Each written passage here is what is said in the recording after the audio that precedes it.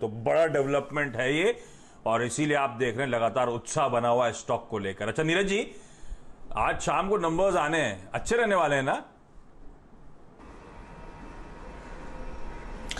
जी हाँ, बिल्कुल। आप जैसा कि मार्केट में माहौल है कि क्रूड क्रैश हुआ है, क्वार्टर काफ़ी ख़राब गया, तो लोगों के मन में डर था, लेकिन वो डर नहीं होना चाहिए। नतीजे बेहतर दिखे आपको। कुछ एक सेगमेंट है जहाँ पे आपको वीकनेस दिखेगी, इसमें भी कोई शक नहीं है। वो ऑब्वियस सेगमेंट है, रिफाइनिंग वाला होगा, जहाँ पे थोड़ी वीकनेस होगी, क्योंकि क्रूड क्रैश हुआ है। तो उसकी वजह से आपके जो जीआरएम है उसमें थोड़ा इम्पैक्ट इसलिए आएगा कि क्रूड क्रैश होने से फ़ायदा होता, लेकिन डिमांड भी काफ़ी कम है, तो वो थोड़ी सी मुश्किल हो सकती है। बहुत ज़्यादा असर नहीं होगा। 8 के आसपास का जीआरएम अभी भी वो रिटेन करेंगे।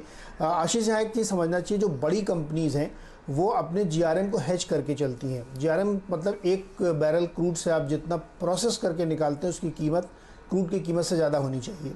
तो ये लोग क्या करते हैं, पहले ही उसकी सेल प्राइस बात कर लेते हैं सेलर से, और वो प्राइस हेज्ड होता है, इसलिए जीआरएम पे बहुत इम्पैक्ट नहीं आएगा। 9.2 के सामने अभी इस समय 7.9 या $8 के आसपास आएगा, तो थोड़ा सा इम्पैक्ट वहाँ पे आपको रिफाइनिंग पे देखने को मिल सकता है।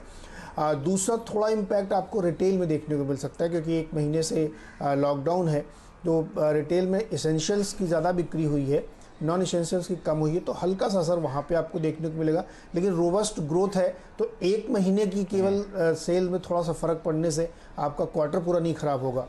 दूसरे जो 2 सेगमेंट हैं पेट्रोकेम वाले, वो बहुत बढ़िया परफॉर्म करेंगे, क्योंकि उसमें वैल्यू एडेड प्रोडक्ट की चेन बेहतर चल रही है, नेफ्था की चेन काफ़ी अच्छी गई है, तो उसका फ़ायदा होगा। और जियो तो कमाल करेगा, क्योंकि इस क्वार्टर में 2 बड़ी घटनाएं हुई हैं। एक तो टैरिफ हाइक लिया था, आपको याद होगा, उसका फुल इम्पैक्ट आपको इस क्वार्टर में दिखेगा।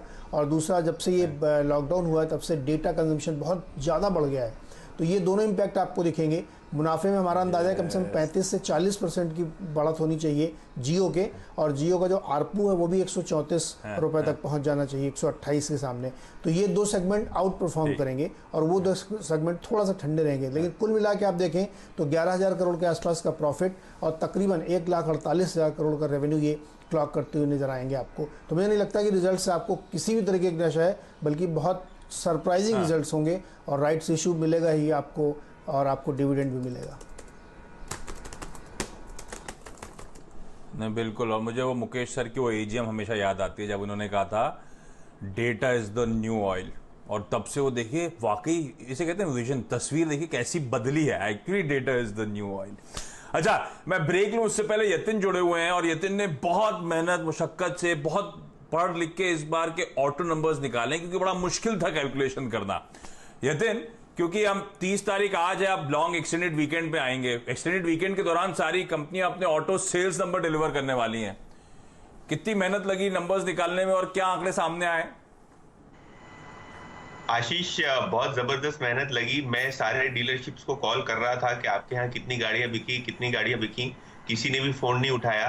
फिर मुझे याद आया कि सारे जो ऑटो डीलर्स हैं वो जो लॉकडाउन में बंद है, इससे कोई भी टाइप की बिक्री नहीं हुई है। अगर आप आपकी स्क्रीन पे देखें तो जिस हिसाब से फिगर्स आ रहे हैं, चाहे वो मारुति सुजुकी हो, टाटा मोटर्स हो, हीरो मोटो हो, रॉयल एनफील्ड हो, आइशर मोटर्स का, या अशोक लेलैंड हो, Mahindra and Mahindra automotive segment हो, ये सारी जो घरेलू कंपनियों के घरेलू सेल्स हैं वो सारे के सारे जीरो हैं। इसका सीधा जो प्रॉब्लमेटिक एरिया था कि अक्षय तृतीय भी था और हार्वेस्टिंग सीजन बैसाखी भी थी इस महीने में, लेकिन लॉकडाउन के चलते कोई भी टाइप की ऑटो डीलरशिप खुली नहीं है, क्योंकि एसेंशियल सर्विसेज में ये सेगमेंट आता नहीं है। हाँ, एमएनएम के ट्रैक्टर सेगमेंट और एक्सकॉर्ट्स के ट्रैक्टर सेगमेंट देखेंगे, क्योंकि कहीं ना कहीं एक छोटे मोटे स्पेयर पार्ट्स बिके होंगे, और कृषि सेगमेंट में होने के कारण यहाँ बिक्री हो सकती थी। लेकिन अगर आप ऑटो कंपनीज देखें, चाहे वो 2 व्हीलर कंपनीज हो या 4 व्हीलर कंपनीज हो, लॉकडाउन का सीधा असर उनकी बिक्री पे हुआ है, कोई भी प्रकार का सेल्स हुआ नहीं है।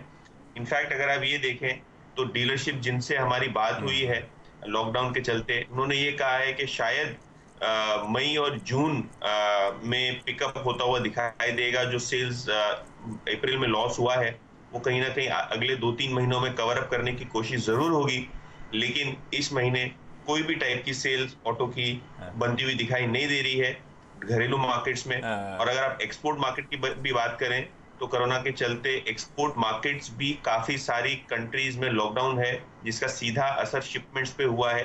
तो मेरे हिसाब से एक्सपोर्ट मार्केट्स में भी खास कुछ एक्शन हमको देखने नहीं मिला, खास कुछ बिक्री देखने नहीं मिली। तो ओवरऑल बेसिस पे जैसे कि आपने बताया कि कोई टाइप का हिसाब किताब नहीं है, और सारी की सारे ऑटो कंपनीज बंद होने के चलते कोई टाइप का सेल्स इस महीने में नहीं हुआ। कोई हाँ, तो असल में कल मैं ऐसे कंफर्म करने के लिए वॉल्वो आइशर मोटर्स के एमडी सीईओ साहब आए थे न्यूयॉर्क कंपनी में, तो उन्होंने भी कहा इस बार का आंकड़ा एक्चुअली 0 ही रहने वाला है। तो चलिए धन्यवाद आपका। मैं ब्रेक ले रहा हूं, क्विकली ब्रेक के उस पर आज की टॉप कमोडिटी बेट लेकर आऊंगा।